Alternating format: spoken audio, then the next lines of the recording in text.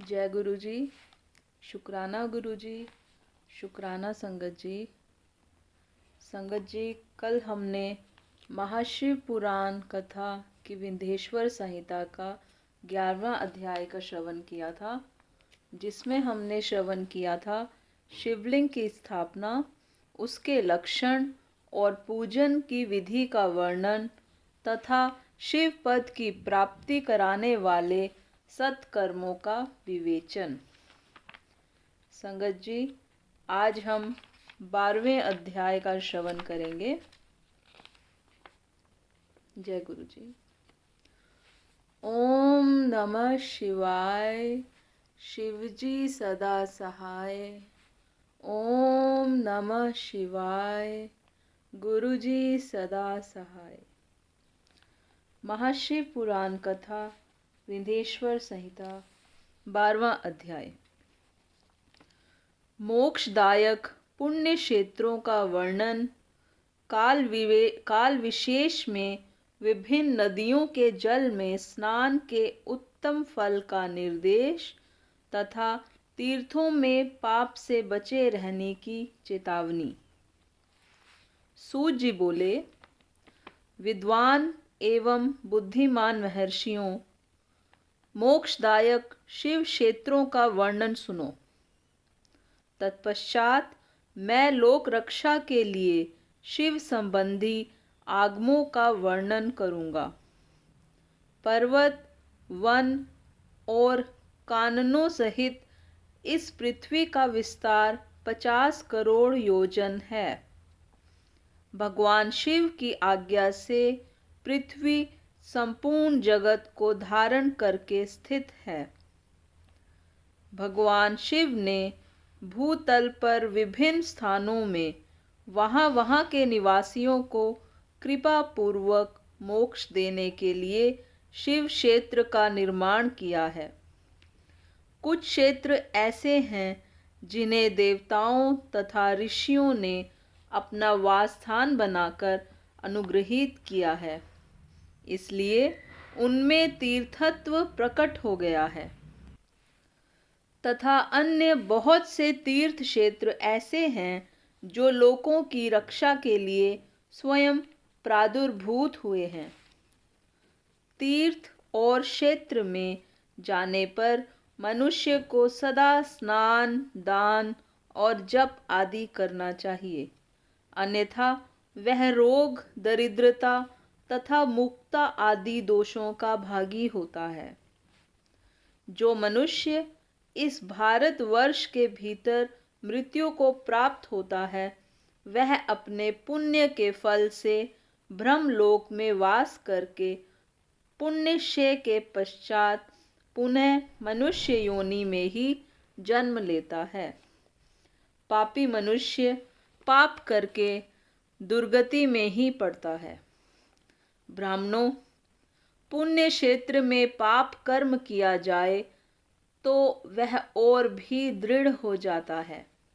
अतः पुण्य क्षेत्र में निवास करते समय सूक्ष्म से सूक्ष्म अथवा थोड़ा सा भी पाप ना करें। सिंधु और शतद्रु, सतलज, इन दोनों नदी के तट पर बहुत से पुण्य क्षेत्र हैं। सरस्वती नदी परम पवित्र और 60 मुख वाली कही गई है, अर्थात उसकी 60 धाराएं हैं। विद्वान पुरुष सरस्वती के उन धाराओं के तट पर निवास करे तो वह क्रमशः ब्रह्म पद को पा लेता है। हिमालय पर्वत से निकली हुई पुण्य सलीला गंगा 100 मुख वाली नदी है। उसके तट पर काशी, प्रयाग आदि अनेक पुण्य क्षेत्र हैं। वहाँ मकर राशि के सूर्य होने पर गंगा की तटभूमि पहले से भी अधिक प्रशस्त एवं पुण्यदायक हो जाती है। सोनभद्र नदी की 10 धाराएं हैं। वह बृहस्पति के मकर राशि में आने पर अत्यंत पवित्र तथा अभीष्ट फल देने वाला हो जाता है। उस समय वहाँ स्नान और उपवास करने से विनायक पद की प्राप्ति होती है। पुण्य सलीला महानदी नर्मदा के 24 मुख हैं। उसमें स्नान तथा उसके तट पर निवास करने से मनुष्य को वैष्णव पद की प्राप्ति होती है। तमसा के 12 तथा रेवा के 10 मुख हैं। परम पुण्यमयी गोदावरी के 21 मुख बताए गए हैं। वह ब्रह्म हत्या तथा गोवध के पाप का भी नाश करने वाली एवं रुद्रलोक देने वाली है। कृष्णवेणी नदी का जल बड़ा पवित्र है। वह नदी समस्त पापों का नाश करने वाली है। उसके 18 मुख बताए गए हैं तथा वह विष्णु लोक प्रदान करने वाली है। तुंगभद्रा के 10 मुख हैं। वह ब्रह्म लोक देने वाली है। पुण्य सलीला सुवर्ण मुखरी के 9 मुख कहे गए हैं। ब्रह्म लोक से लौटे हुए जीव उसी के तट पर जन्म लेते हैं। सरस्वती नदी, पंपा सरोवर, कन्याकुमारी, अंतरीप तथा शुभ कारक श्वेत नदी, ये सभी पुण्य क्षेत्र हैं। इनके तट पर निवास करने से इंद्रलोक की प्राप्ति होती है। सहरा पर्वत से निकली हुई महानदी कावेरी परम पुण्यमयी है। उसके 27 मुख बताए गए हैं। वह संपूर्ण अभीष्ट वस्तुओं को देने वाली है। उसके तट स्वर्ग लोक की प्राप्ति कराने वाले तथा ब्रह्मा और विष्णु का पद देने वाले हैं। कावेरी के जो तट शैव क्षेत्र के अंतर्गत हैं, वे अभीष्ट फल देने के साथ ही शिवलोक प्रदान करने वाले भी हैं। नैमिषारण्य तथा बद्रिकाश्रम में सूर्य और बृहस्पति के मेष राशि में आने पर यदि स्नान करें तो उस समय वहाँ किए हुए स्नान पूजन आदि को ब्रह्मलोक की प्राप्ति कराने वाला जानना चाहिए। सिंह और कर्क राशि में सूर्य की संक्रांति होने पर सिंधु नदी में किया हुआ स्नान तथा केदार तीर्थ में जल का पान एवं स्नान ज्ञानदायक माना गया है। जब बृहस्पति सिंह राशि में स्थित हो उस समय सिंह की संक्रांति से युक्त भाद्रपद मास में यदि गोदावरी नदी के जल में स्नान किया जाए तो वह शिवलोक की प्राप्ति कराने वाला होता है। ऐसा पूर्व काल में स्वयं भगवान शिव ने कहा था। जब सूर्य और बृहस्पति कन्या राशि में स्थित हों तब यमुना और शोणभद्र में स्नान करें। वह स्नान धर्मराज तथा गणेश जी के लोक में महान भोग प्रदान कराने वाला होता है। यह महर्षियों की मान्यता है। जब सूर्य और बृहस्पति तुला राशि में स्थित हों उस समय कावेरी नदी में स्नान करें। वह स्नान भगवान विष्णु के वचन की महिमा से संपूर्ण अभीष्ट वस्तुओं को देने वाला माना गया है। जब सूर्य और बृहस्पति वृश्चिक राशि पर आ जाएं, तब मार्गशीर्ष अगहन के महीने में नर्मदा में स्नान करने से श्री विष्णु लोक की प्राप्ति होती है। सूर्य और बृहस्पति के धन राशि में स्थित होने पर सुवर्ण मुखरी नदी में किया हुआ स्नान शिवलोक प्रदान कराने वाला होता है। जैसा कि ब्रह्मा जी का वचन है, जब सूर्य और बृहस्पति मकर राशि में स्थित हों उस समय माघ मास में गंगा जी के जल में स्नान करना चाहिए। ब्रह्मा जी का कथन है कि वह स्नान शिवलोक की प्राप्ति कराने वाला होता है। शिवलोक के पश्चात ब्रह्मा और विष्णु के स्थानों में सुख भोगने पर अंत में मनुष्य को ज्ञान की प्राप्ति हो जाती है।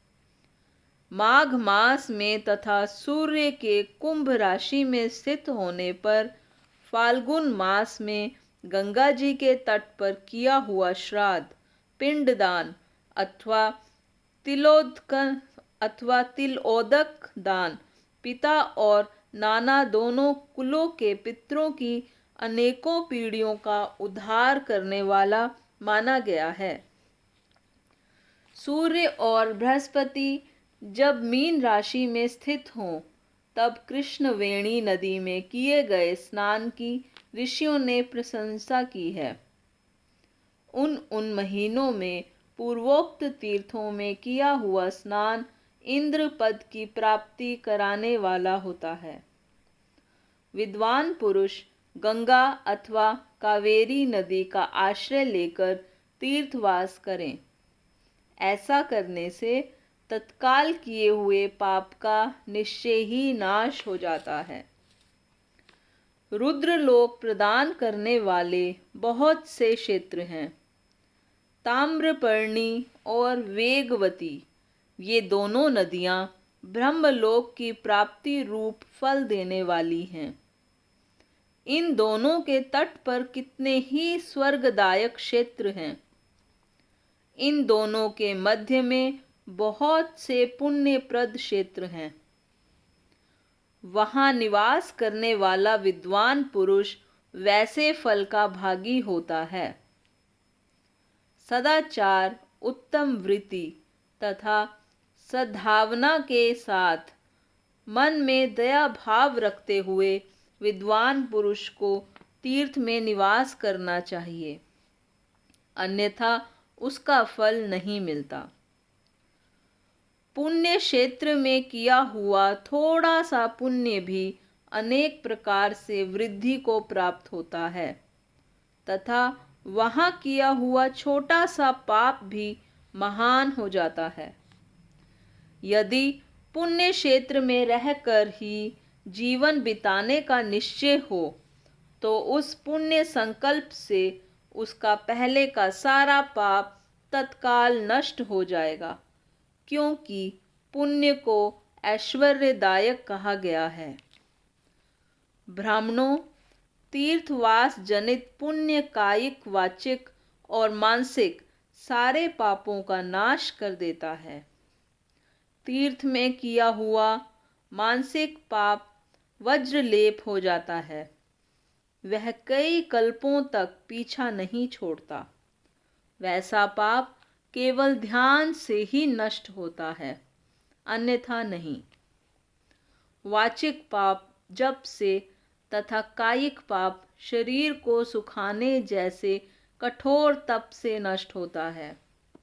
अतः सुख चाहने वाले पुरुष को देवताओं की पूजा करते और ब्राह्मणों को दान देते हुए पाप से बचकर ही तीर्थ में निवास करना चाहिए। इति श्री महाशिव पुराण कथा 12वां अध्याय समाप्त। जय गुरु जी। संगत जी, आज का अध्याय यहीं पर समाप्त होता है। आज के अध्याय में हमने तीर्थों के महत्व के बारे में ज्ञान प्राप्त किया। जय गुरु जी। संगत जी, अब आरती का समय है। ओम जय शिव ओमकारा, स्वामी हरे शिव ओमकारा, ब्रह्मा विष्णु सदा शिव, भोले भोलेनाथ महादेव, अर्धांगी धारा। ओम जय शिव ओमकारा, एकानन चतुरानन, पंचानन राजे, स्वामी पंचानन राजे। हंसानन गरुड़ासन, विश्वाहन साजे। ओम जय शिव ओमकारा। दो भुज चार चतुर्भुज, 10 भुज ते सोहे। स्वामी 10 भुज ते सोहे। तीनों रूप निरखता, त्रिभुवन जन मोहे। ओम जय शिव ओमकारा। अक्षमाला बनमाला, मुंडमाला धारी। भोले मुंडमाला धारी। त्रिपुरारी कंसारी, करमाला धारी। ओम जय शिव ओमकारा। श्वेतांबर पीतांबर, बाघांबर अंगे। स्वामी बाघांबर अंगे। सनकादिक ब्रह्मादिक, भूतादिक संगे। ओम जय शिव ओमकारा। कर के श्रेष्ठ कमंडल, चक्र त्रिशूल धरता। स्वामी चक्र त्रिशूल धरता। जग करता जग हरता, जग पालन करता। ओम जय शिव ओमकारा। ब्रह्मा विष्णु सदा शिव, जानत अविवेका। स्वामी जानत अविवेका। प्रणवाक्षर के मध्य, ये तीनों एका। ओम जय शिव ओमकारा।